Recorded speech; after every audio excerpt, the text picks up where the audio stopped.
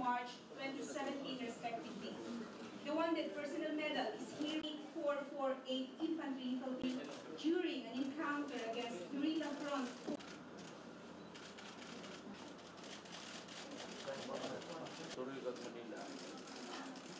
Manila. 913264 Infantry Philippines.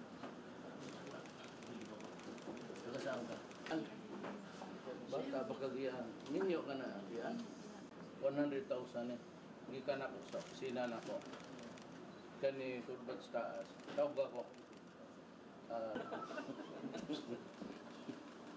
Kau gyud. Markin ka nang. Paminaw ha.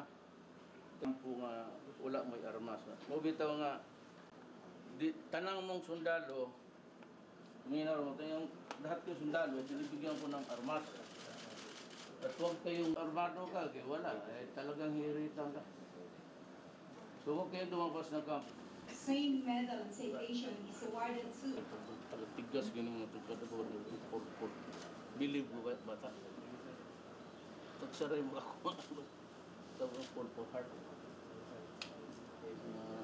Believe mo na yung mga. Yes, hawa ka na. Una medyo paputa. No, ayun na. Ano ako? Tungod ka? Ako. Yung istorya ta. Ha? Klaro. Okay na.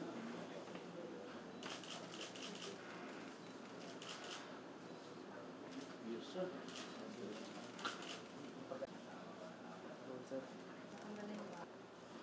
Siguro pahinga mga 3 taon. Banayan yan, sir. Hindi, maayos yan.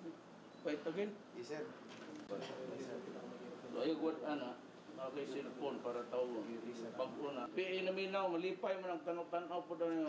Nakamas na ito ni Mailong. The wounded personnel medal is hereby awarded to Second Lieutenant Daniel F. Guzman, Officer Dash 17807, Sigal del Norte on 27 February 2017.